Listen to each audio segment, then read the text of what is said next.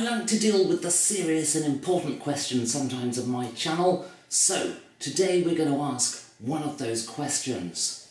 Who would win in a fight between an ancient red dragon, a Dracolich, an adult black dragon, a steampunked clockwork dragon, an adult red dragon, and a slightly camp blue dragon versus a Jabberwocky?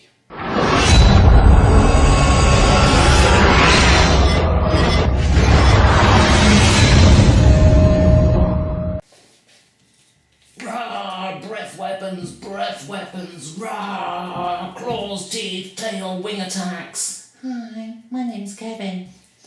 Names and places used in this video do not necessarily resemble real people. To anyone who knows their creatures, the Jabberwocky is clearly the winner, because it can only be hurt by Vorpal weapons, and whilst these dragons might have half a dozen Vorpal weapons in their lairs, they're lacking opposable thumbs. But the point here is that in a lot of GM's campaigns, probably even a third of my own, maybe even half, and in recent times the vast majority of my campaigns, dragons have been the apex predator, the top of the food chain. Let's forget the mechanics for a moment and the fact that there are some creatures a dragon cannot hurt, and damage types and damage resistances, all that's irrelevant for just a moment. Let's say that the dragon is the apex predator in your campaign world. What does that actually mean? On planet Earth, on dry land, 98% of all biomass is either of the species or controlled by the apex predator on that planet, namely Homo sapiens, moi, or people of the same species as me, you lot, humans. Humans are the apex predator on land, on planet Earth. So yes, 98% of all the biomass is under our control, either stuff we farm or grow or herd, whatever. We are the apex predators. At sea, it's sharks. Now, here's an interesting thing.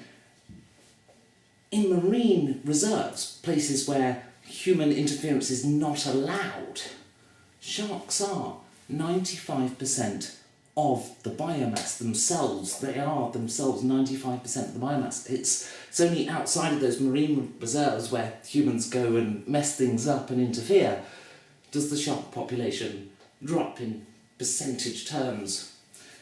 The point is that biomass in a region is not a metric we usually think about, but we usually think that at the top of the food chain will be a smaller number of things, and then as it goes down the food chain you'll get more and more and more until eventually you get to plankton.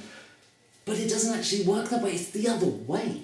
In reality, at the top of the food chain is where all the biomass is. Now, if it's a small creature at the top of the food chain, yes, there'll be a lot of them. If they're larger creatures like, big sharks, then there won't obviously be as many, but in terms of the overall mass of the organic life forms in that area, that's the apex predator that dominates, and it goes down from there. So my question is this: where are all the dragons? So even in a campaign that uses a dragon, we usually just have the one dragon, or if it's one of my campaigns, the one dragon nest, possibly several more, because I tend to do that. But the point is, we don't fill the world up with 95% organic matter being dragons, because that wouldn't be that great to play in.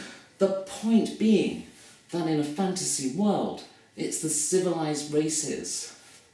That just reminded me of a Gandhi quote. What do you think of human, elf and dwarf civilization? I think it'd be a good idea. No, what, now I've thrown myself. Why do I segue? The point is that the apex predator in your fantasy world should be the playable races. Otherwise, they're living on the fringes. There won't be any technology or advancement. That means no armor, no weapons. There'd be cavemen at best.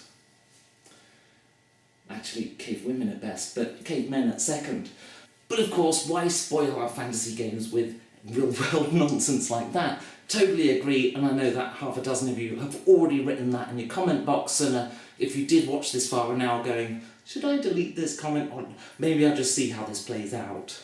Well, I don't really have a solution for this one. It's just fantasy games don't work in a reality sense. That's all there is to it. But something to think about, eh? You know, if you're struggling for things to maybe help you go to sleep at night or something. Or, bye.